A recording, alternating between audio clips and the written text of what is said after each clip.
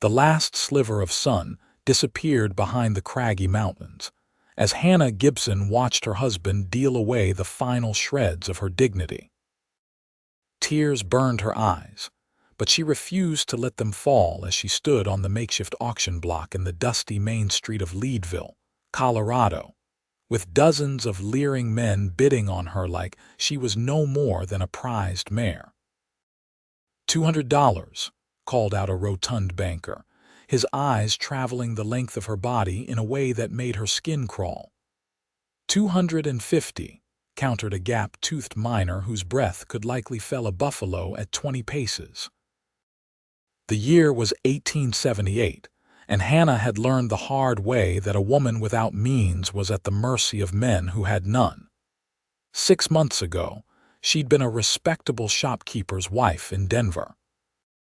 Now, she was property all because Edwin Gibson had gambled away everything they owned and decided his 22-year-old wife was his last asset. $500. The crowd fell silent at the new bid, nearly twice the previous offer. Hannah's eyes found the source, a tall man leaning against a hitching post at the back of the gathering. Unlike the others, he wasn't gawking at her. His face was partially obscured by the brim of a well-worn Stetson, but she could see he was watching her husband with an intensity that seemed to burn through the gathering dusk. Edwin's face lit up with greed. $500. Do I hear $550?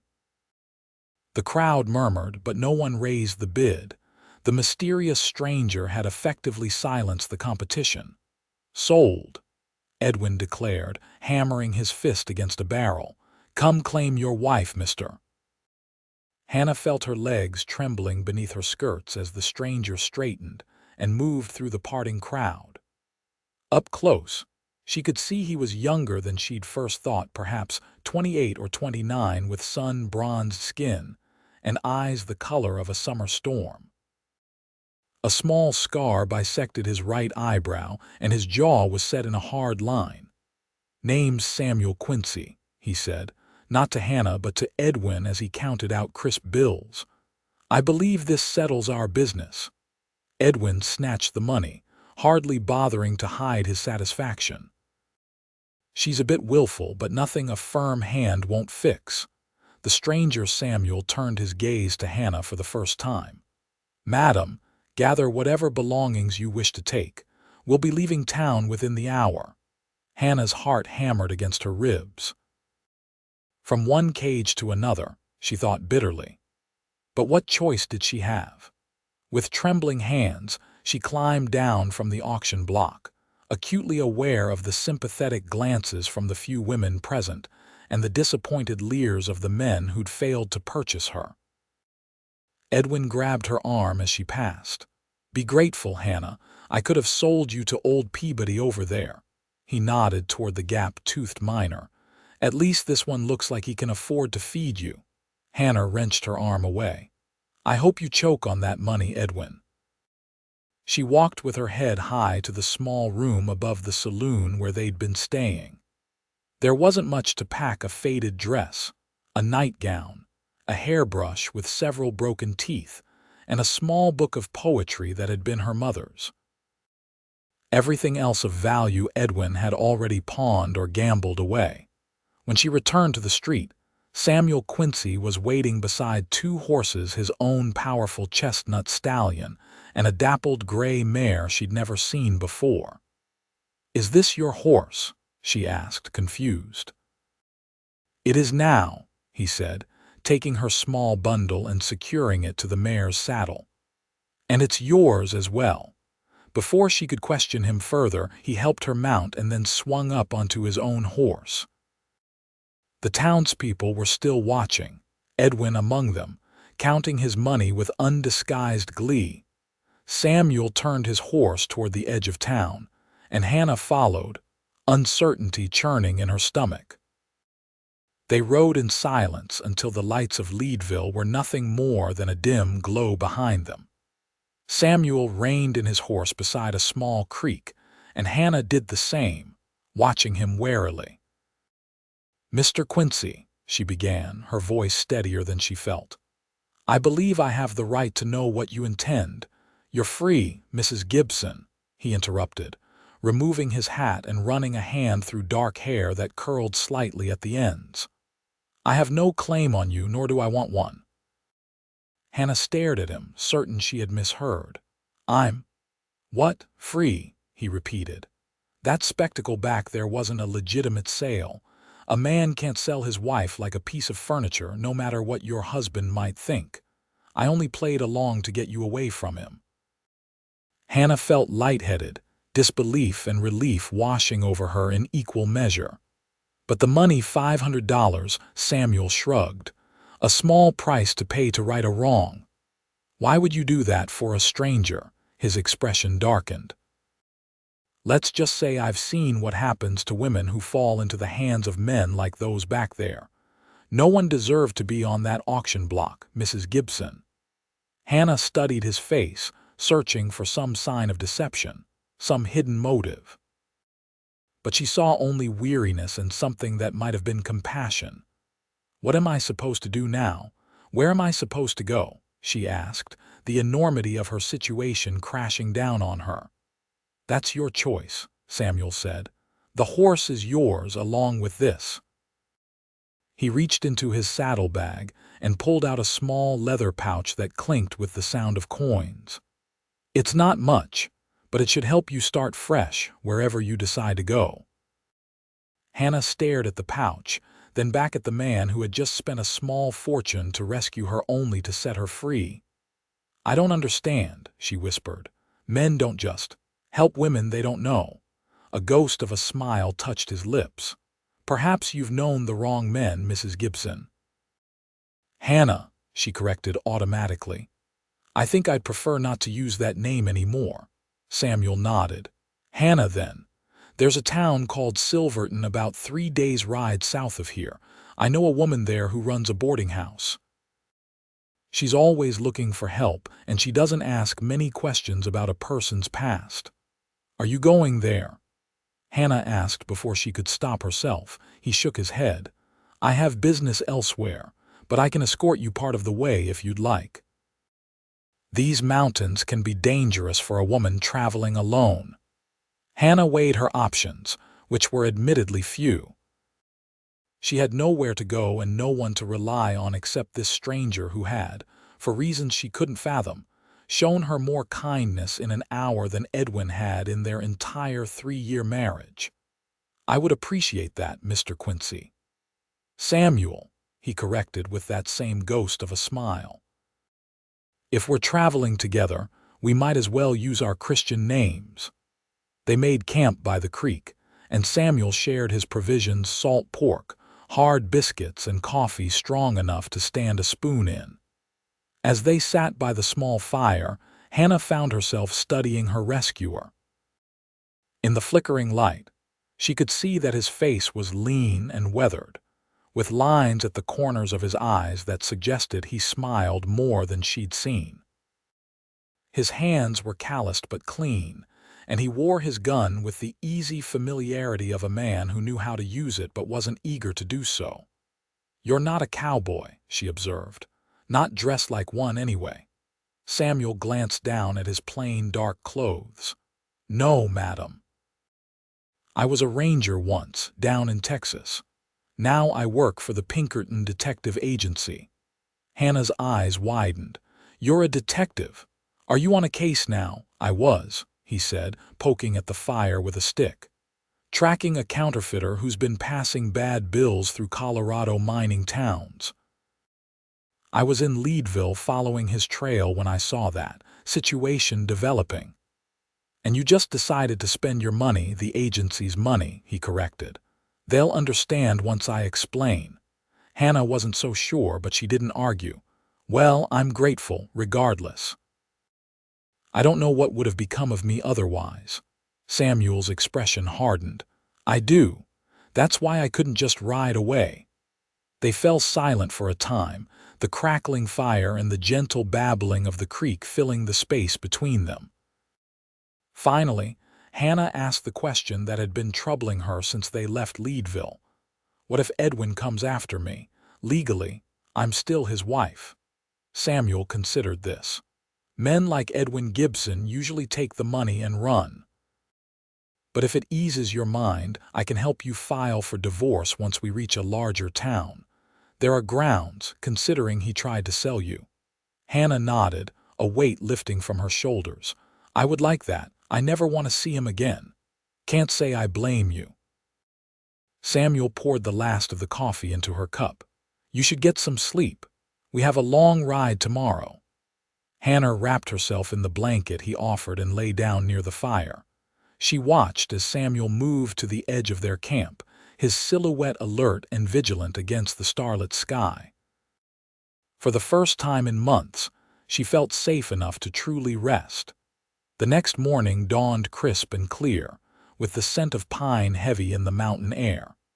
Hannah woke to find Samuel already up, tending to the horses and preparing a simple breakfast of more biscuits and strips of dried beef. I hope you slept well, he said, handing her a tin cup of fresh coffee. Hannah nodded, brushing a strand of auburn hair from her face. Better than I have in a long time. As they rode that day, Hannah found herself sharing more of her story, how she'd met Edwin when she was 19, the son of her father's business partner in Denver. He'd been charming then, full of ambitious plans. They'd married quickly, against her mother's gentle warnings about his reputation for drinking and gambling. The first year wasn't so bad, Hannah said as they navigated a narrow trail that hugged the mountainside. He tried to be a good husband. But then my father died and Edwin took control of the store. It wasn't long before he started gambling away the profits. Samuel listened without interrupting, his eyes scanning the trail ahead even as he absorbed her words. When the store failed, we moved to Leadville.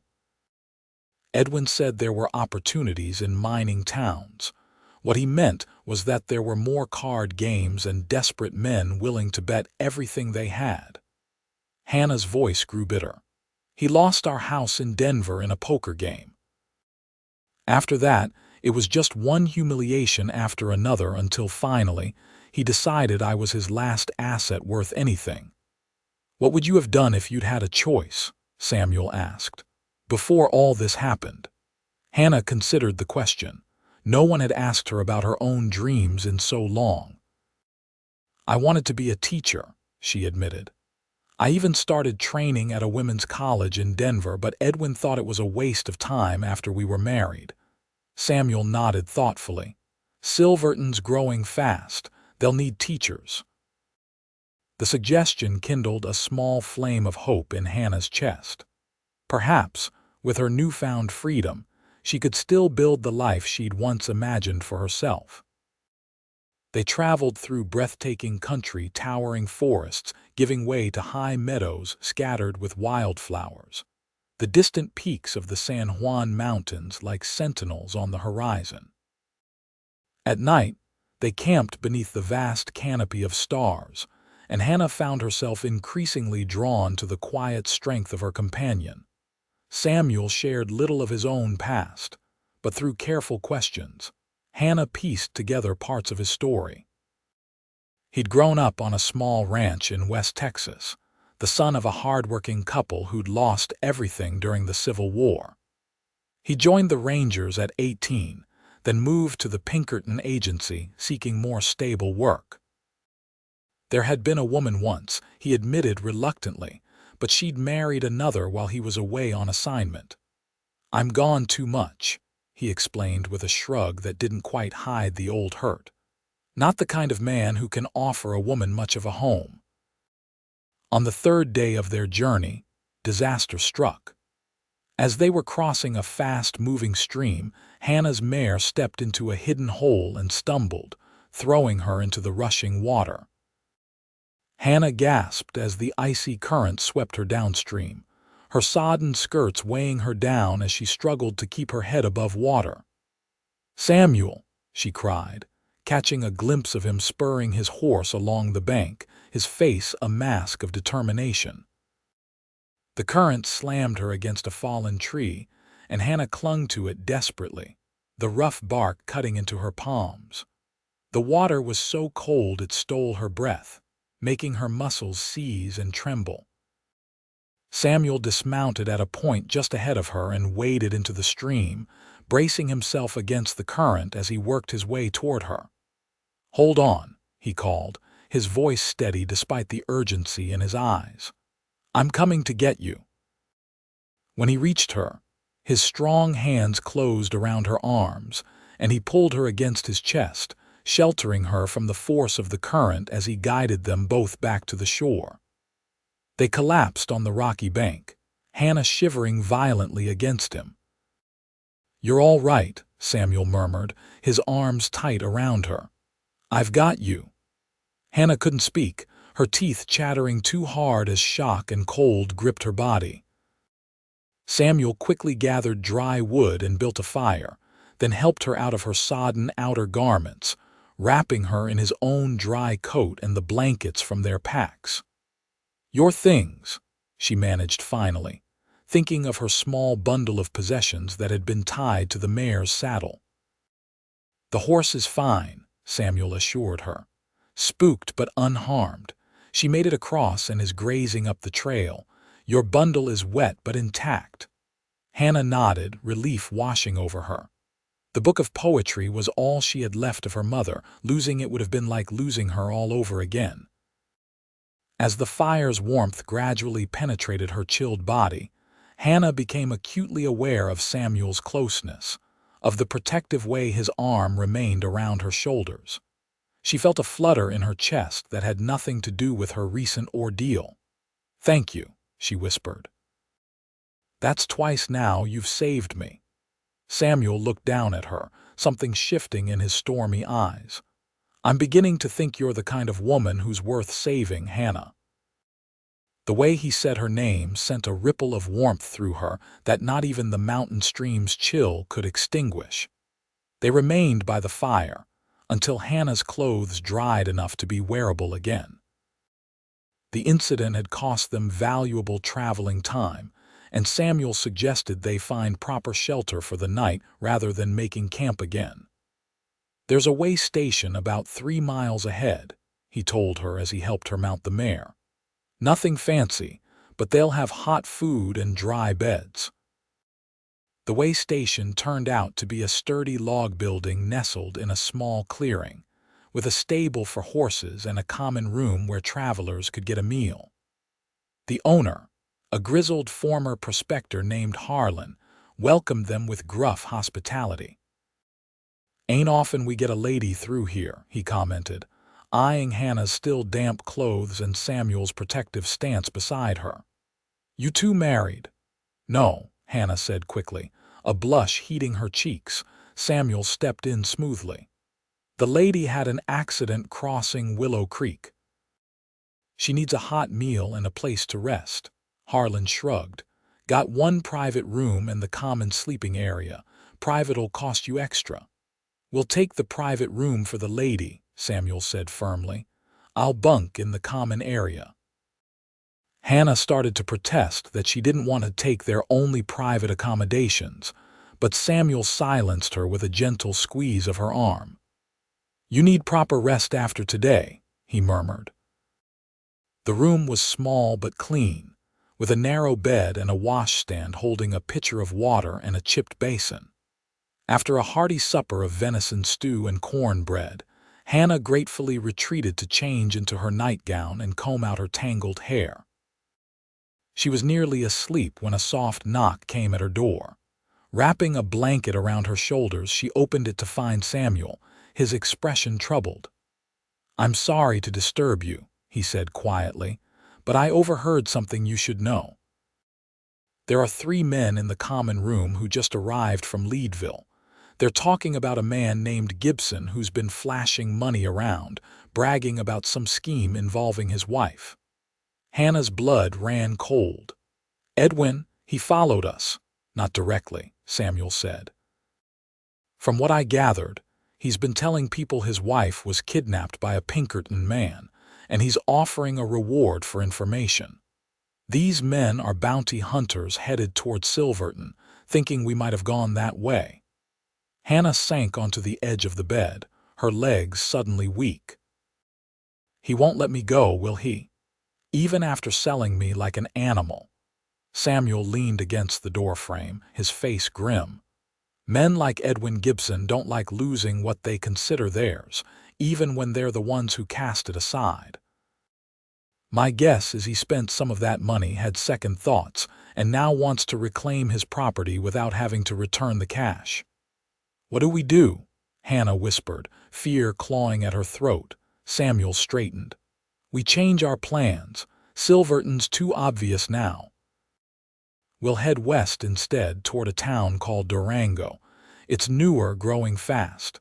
Easy for a woman with your skills to find honest work and disappear."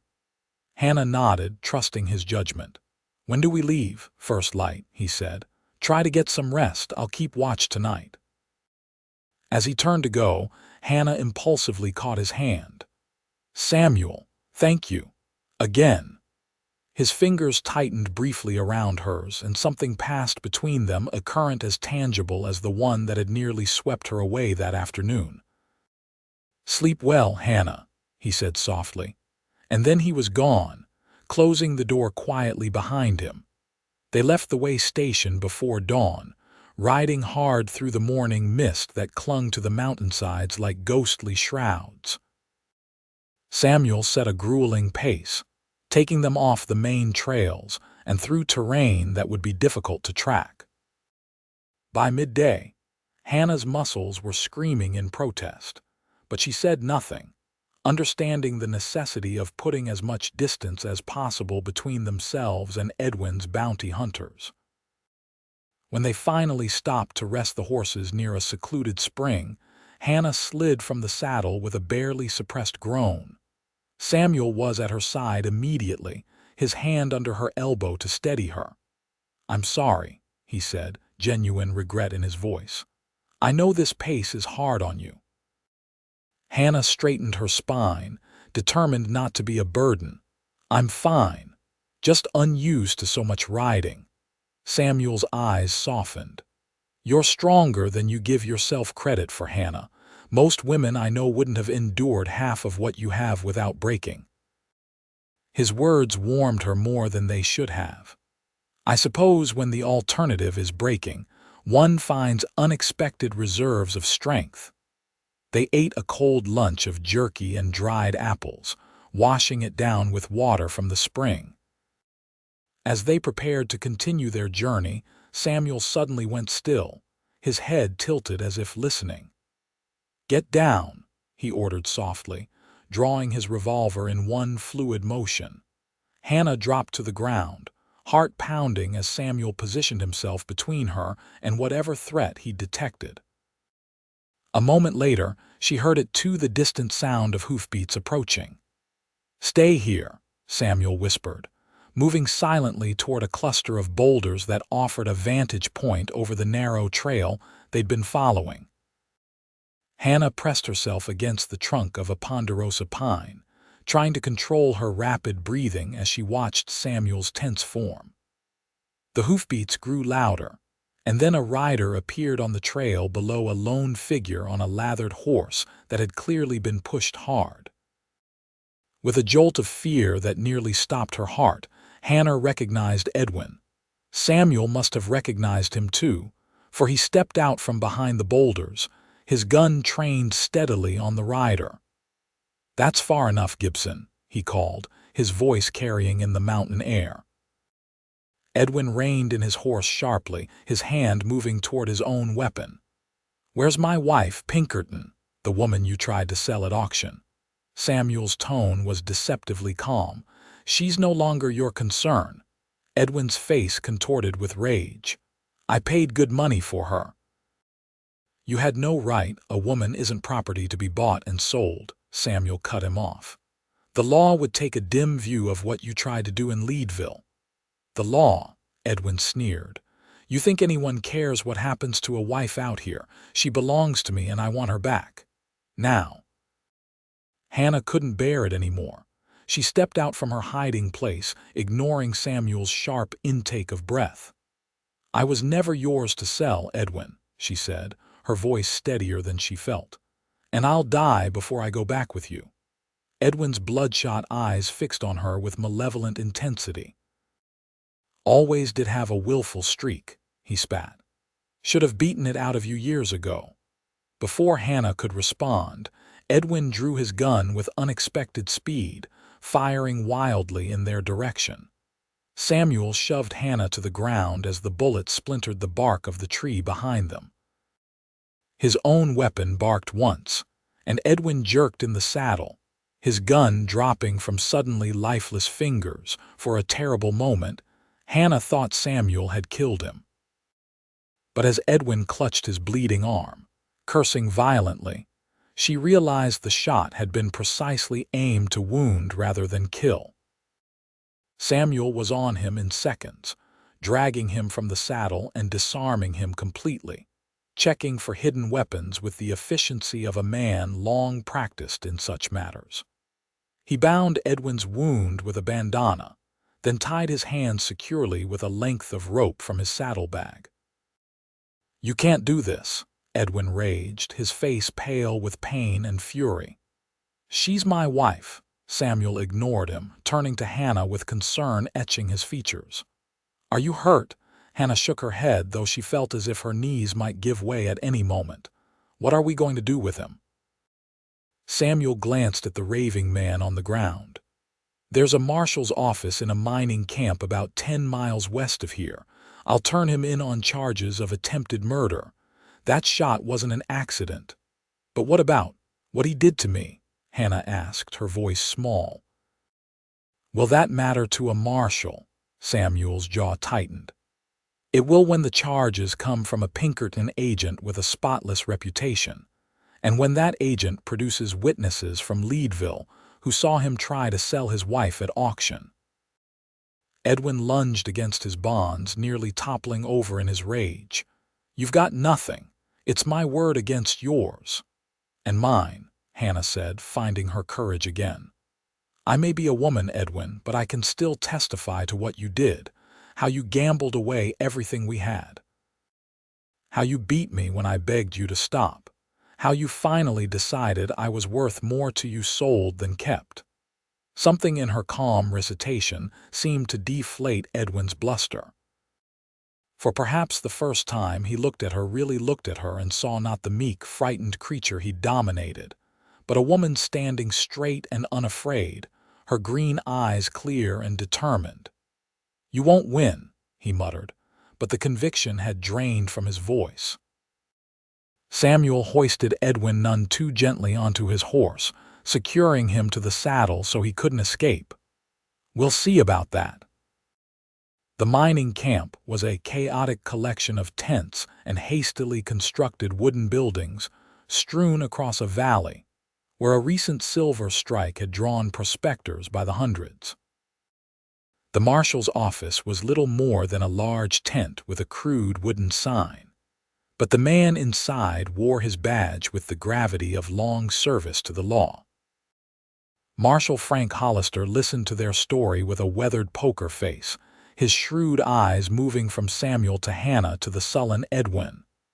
When Samuel produced his Pinkerton credentials, the marshal's eyebrows rose slightly.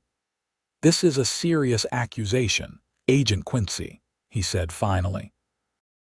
"Selling a wife, attempted murder, not to mention the counterfeiting charges you mentioned. I have reason to believe Gibson may be connected to the counterfeiter I've been tracking," Samuel explained. "The bills he was flashing in Leadville match the description of the forgeries that have been circulating." Edwin's head snapped up. "That's a lie. I won that money fair and square." The marshal's eyes narrowed. "Seems to me we've got plenty to sort out here. I'll hold him for the circuit judge. He's due through these parts in about 2 weeks." As the marshal led Edwin away to the camp's makeshift jail, Hannah felt a curious mix of relief and apprehension. 2 weeks, she murmured. "What happens after that?" Samuel guided her toward a rough-hewn bench outside the marshal's tent. "The judge will hear the evidence. If he's convinced, Edwin will likely face prison time. And me," Hannah asked, voicing the question that had been troubling her since they'd captured Edwin. Will I have to stay here? Testify, Samuel nodded slowly. It would help the case.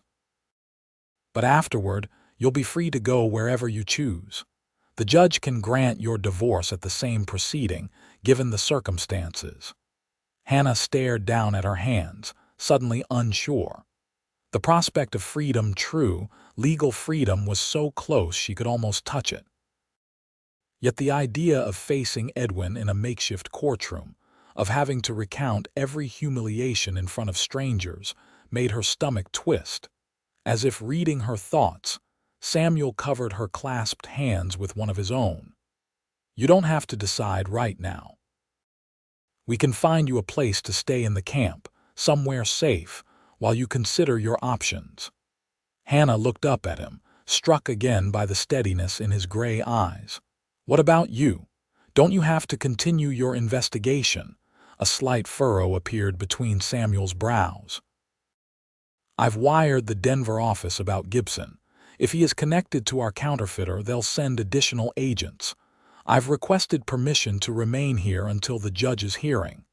Because of me, Hannah said softly, not quite a question. Samuel held her gaze. Yes. The simple admission hung between them, heavy with implications neither was quite ready to acknowledge. The camp's only boarding house was full, but the wife of the assayer offered Hannah a small room in their cabin for a modest fee. Samuel found accommodations in the tent city that had sprung up around the original mining claims, close enough to keep watch but far enough to preserve Hannah's reputation. As days passed, Hannah began to carve out a place for herself in the rough-edged community. The camp had no school, but there were dozens of children whose education had been interrupted by their families' pursuit of silver. Hannah offered to teach basic reading and arithmetic in the assayer's front room, and soon had a small class of eager pupils. Samuel stopped by each morning to check on her and again each evening to escort her safely back to her lodgings. Their conversations grew longer, more personal, no longer limited to practical concerns about Edwin or the upcoming hearing. Hannah found herself looking forward to these moments, to the quiet pleasure of his company, to the way his rare smile transformed his serious face. "You're good with them," Samuel observed one afternoon as he watched her dismiss her students, each child receiving a gentle word and a warm smile as they departed. "The children, I mean." Hannah tucked a stray strand of hair behind her ear, pleased by his approval. "They're eager to learn. Most have had so little stability in their lives." "Something you understand," Samuel noted. Hannah nodded, gathering the slate tablets her students had used for their lessons. "I suppose so. When everything familiar is taken away, you learn to value even small constants."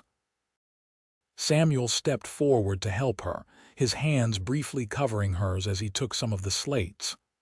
"What constants did you have? During the worst times with Edwin?" Hannah considered the question. "Books, when I could get them. The memory of my parents' marriage, how it should be between a man and a woman. And prayer, though I sometimes wondered if God was listening." "And now?" Samuel asked, his voice low. Hannah met his gaze, something warm unfurling in her chest. "Now I'm beginning to believe he was listening all along." The evening before the circuit judge was due to arrive, Samuel invited Hannah to join him for supper at the camp's only restaurant, a generous term for what was essentially a large tent with rough wooden tables, and a surprisingly skilled cook who had once worked in a San Francisco hotel. Hannah wore her best dress, the blue calico that brought out the auburn highlights in her hair, and took extra care with her appearance.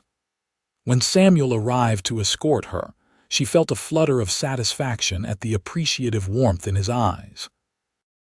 The restaurant was crowded and noisy, but they found a small table in a corner where they could talk without shouting. As they shared a remarkably good meal of venison stew and fresh baked bread, Hannah found herself studying Samuel's face, memorizing its contours. "What will you do after the hearing?" she asked finally, the question that had been weighing on her mind for days. Samuel set down his fork, his expression growing serious. "That depends on your assignment on you," he said simply.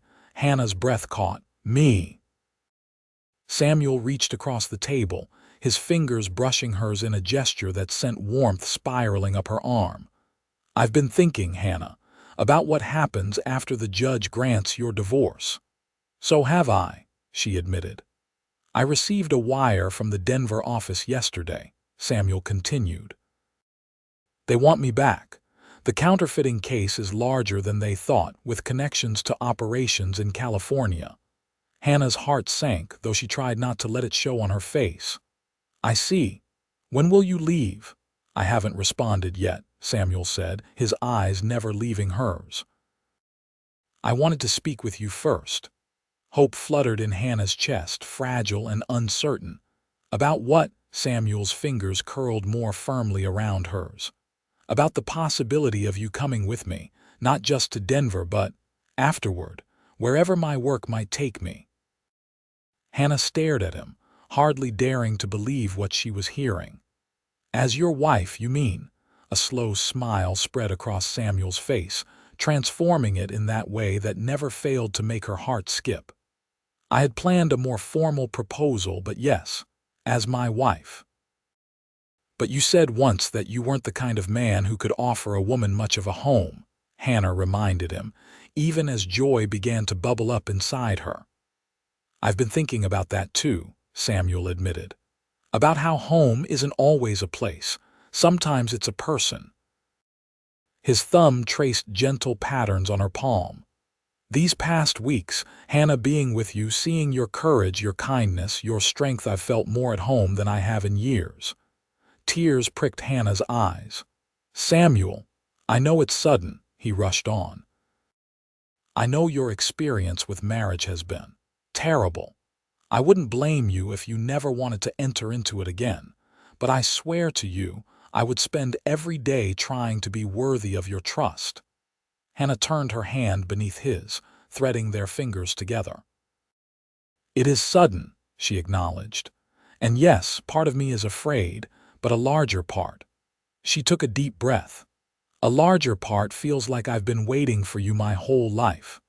The look of wonder that spread across Samuel's face was something Hannah knew she would treasure forever. "Is that a yes?" Hannah smiled through her tears. "Yes, yes, I will marry you, Samuel Quincy."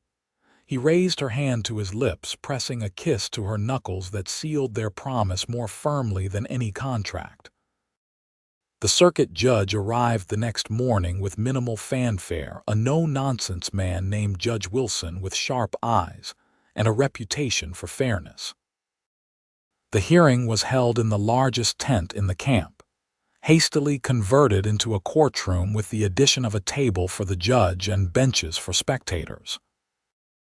Hannah testified first, her voice growing stronger as she recounted the gradual erosion of her marriage, the gambling, the abuse, and finally the humiliation of being put up for auction in Leadville's Main Street. Samuel followed, his testimony crisp and professional, despite the personal nature of his involvement. Edwin blustered and denied, claiming Samuel had kidnapped his wife and stolen his money. But when confronted with witnesses from Leadville, who had been summoned by telegraph, including the town marshal who had seen but not stopped the auction, his story began to crumble. The final blow came when the judge examined the money found in Edwin's possession. Several bills were confirmed forgeries, matching samples the Pinkerton agency had provided. "Mr. Gibson," the judge said finally, peering over his spectacles at the increasingly desperate man, "I find sufficient evidence to hold you for trial on charges of counterfeiting, attempted murder, and the unconscionable treatment of your wife.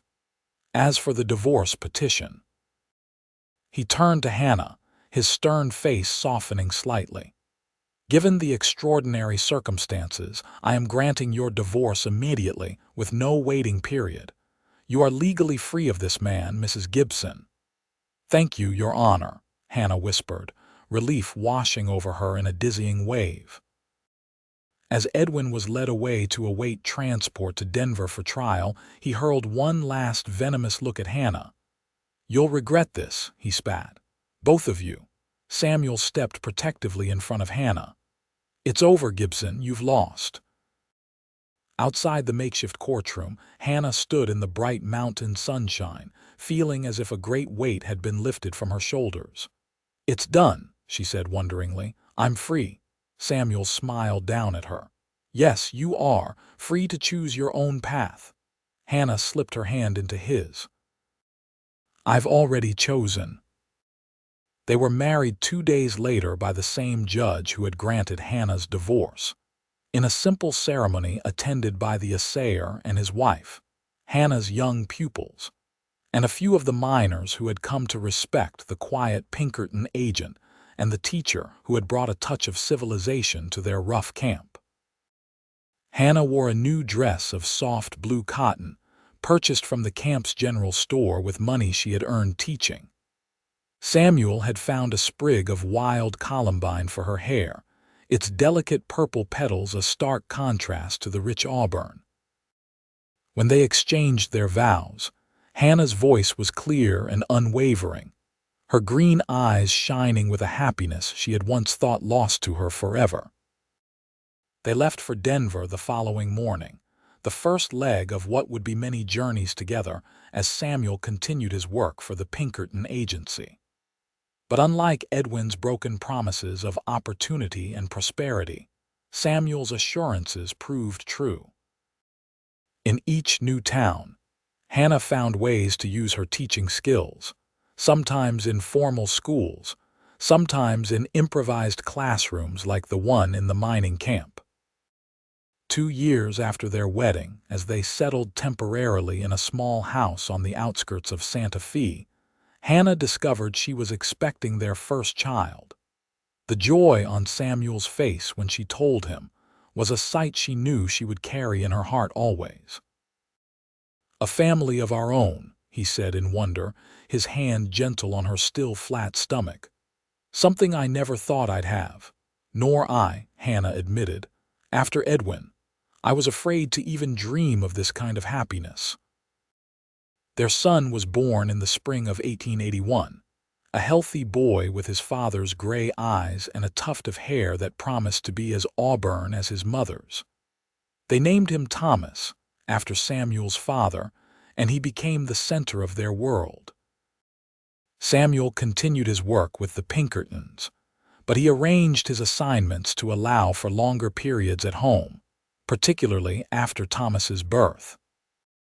The agency valued his skills enough to accommodate this unusual arrangement, especially as his reputation for solving difficult cases only grew stronger. When Thomas was 2, the family settled more permanently in Colorado Springs, where Hannah established a small school for girls that quickly earned a reputation for excellence. Samuel's work still took him away periodically, but he always returned to the haven they had created together. As Hannah watched her husband teaching their son to ride his first pony in the meadow behind their modest but comfortable home, she reflected on the extraordinary journey that had brought her to this moment. From the humiliation of that auction block in Leadville to the joy of building a life with a man who valued her mind as much as her heart, who saw her as an equal partner rather than a possession. Samuel looked up, catching her watching them, and his face broke into that smile that still made her heart race after 5 years of marriage. He said something to Thomas, and the boy turned to wave excitedly at his mother. "Mama, look at me," he called, his small hands gripping the pony's mane with fierce determination. Hannah waved back, her throat tight with emotion. "I see you, sweetheart. You're doing wonderfully." Later that evening, as they sat on the porch watching the sunset paint the distant mountains in shades of gold and crimson, Thomas sleeping peacefully inside, Samuel took Hannah's hand in his. "Happy?" he asked simply. Hannah leaned her head against his shoulder, breathing in the familiar scent of him, leather and pine, and something indefinably Samuel. "More than I ever thought possible," she answered truthfully. Samuel pressed a kiss to her temple. "You know, when I saw you on that auction block in Leadville, something in me just knew. Even before I understood what I was doing, I knew I had to get you away from there." "Divine intervention," Hannah suggested with a smile. "God answering those prayers I wasn't sure he heard." Samuel chuckled, the sound rumbling pleasantly against her cheek. "Maybe so. All I know is that $500 was the best investment I ever made." Hannah lifted her face to his. "I believe I've repaid that investment with considerable interest, Mr. Quincy." "That you have, Mrs. Quincy," he murmured, his lips finding hers in a kiss that still held all the promise of their first. "That you have." In the years that followed, Hannah and Samuel would face many challenges: the loss of Samuel's mother, a difficult second pregnancy that blessed them with a daughter they named Sarah, an injury that nearly ended Samuel's career with the Pinkerton agency. But through it all, their bond only strengthened, forged in the fire of that first extraordinary meeting and tempered by the life they built together. And sometimes, on quiet evenings when the children were asleep, and they sat together companionably reading or talking, Hannah would remember the desperate woman she had been on that auction block in Leadville. How close she had come to a fate she couldn't bear to contemplate. And how one man's unexpected act of compassion had changed not only her life but his as well. "What are you thinking about?" Samuel would ask, catching her distant expression, and Hannah would smile, reaching for his hand. "About how sometimes freedom comes in the most unexpected ways." He would nod, understanding without needing further explanation. "And how the things that seem like endings can actually be beginnings." "Exactly," Hannah would agree, nestling closer to the man who had not only set her free but had shown her what true partnership in marriage could be. Exactly that. By the time Thomas was 10 and Sarah 7, Hannah's school had grown into a respected academy with several teachers under her direction. Samuel had accepted a position as the head of the Pinkerton office in Denver, which allowed him to be home most nights while still utilizing his investigative skills. Their life together had settled into a rhythm of purposeful work and domestic joy, the kind of happiness neither had dared to imagine during their first meeting. Sometimes, Hannah marveled at how far they had come from that desperate day in Leadville, she from a woman treated as property to the respected headmistress of her own school. Samuel from a solitary agent to a man surrounded by family. On their 10th wedding anniversary, Samuel surprised Hannah with a small gold locket. Inside was not a portrait as she had expected, but a tiny scrap of paper. "What is this?" she asked, squinting at the faded writing. "The receipt," Samuel said quietly, "from the auction in Leadville. I kept it all these years." Hannah's eyes widened. "But why?" Samuel's fingers closed gently around hers, both their hands cradling the locket. "To remind myself every day of what might have been lost, of how close I came to riding past that auction without stopping." Hannah felt tears prick her eyes. "Oh, Samuel, I don't want to forget," he continued, his voice thick with emotion. "Not what you endured, not how brave you were, not how completely you've transformed my life since that day." Hannah leaned forward to kiss him, pouring 10 years of gratitude and love into the gesture. When they parted, she whispered against his lips, "No more auctions, no more receipts, only this life we've built together." Samuel nodded, his forehead resting against hers. "Only this life," he agreed. "The one I wouldn't trade for all the gold in Colorado." And as they stood together on the porch of the home they had created through love and perseverance, the evening star appeared above the mountains, a bright pinpoint of light in the gathering dusk, as constant and true as the bond between them.